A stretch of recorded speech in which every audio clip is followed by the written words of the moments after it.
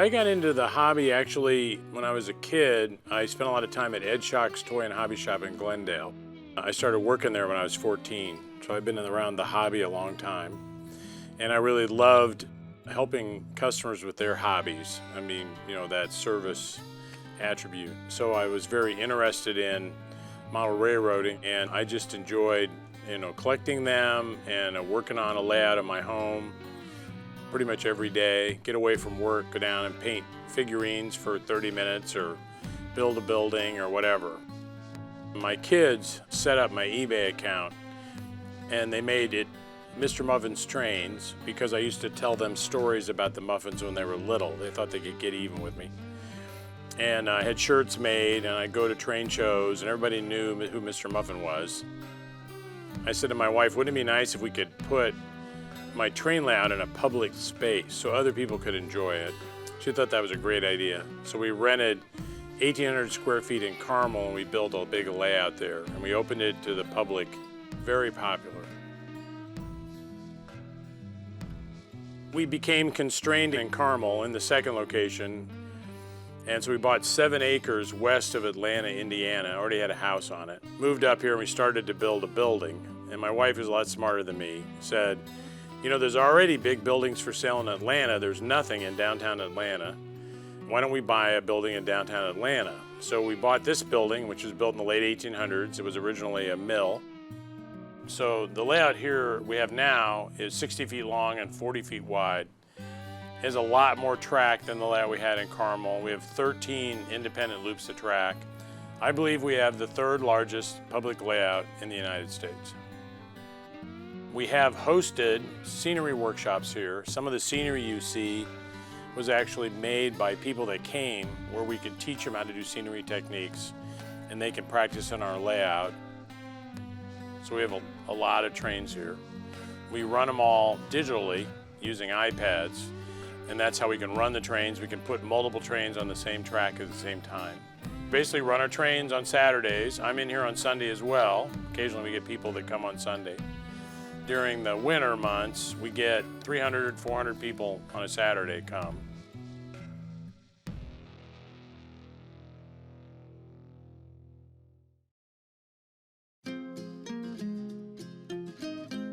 Oh, Atlanta.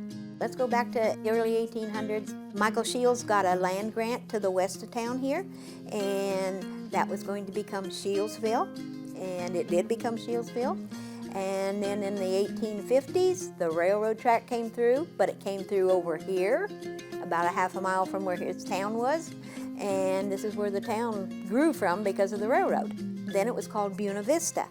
And when they went to apply for a post office, well, there's already a Buena Vista in Indiana. So they had to get another name, and then they voted and they said, let's call it Atlanta. Back in the early 70s, it became rather business orientated. And then it just sort of dropped off with seemed like the arts and the crafts sort of faded away and the antiques, and it became basically just a few of us here on Main Street that was even open for business. The Atlanta Music Hall. It started back in 1987 as a whim on my husband. He loved working on stringed instruments. He also played a tenor jazz banjo. The building was for rent. It had been an art gallery. They closed it down and the rent was paid, and they said, hey, if you want to do it and use it for that, that's fine. After 3 months, the guy said, I'm selling it, you want to buy it? We bought it, and here we are. It was the only functioning public building, you might as well say, where people could come in and go and come in and go. Basically, the entire Main Street was vacant. The only thing we had going for us in Atlanta was the Atlanta Music Hall. And they had performances every Saturday night at 7 o'clock. You know, Liz and I would come and have dinner and then come up and see the Atlanta Music Hall. But that's all there was here. This building is the biggest building in Atlanta. Bringing it back online, the people in Atlanta have been really supportive. I mean, we've now got flowers in all the flower pots. A lot of the sidewalks have been repaired.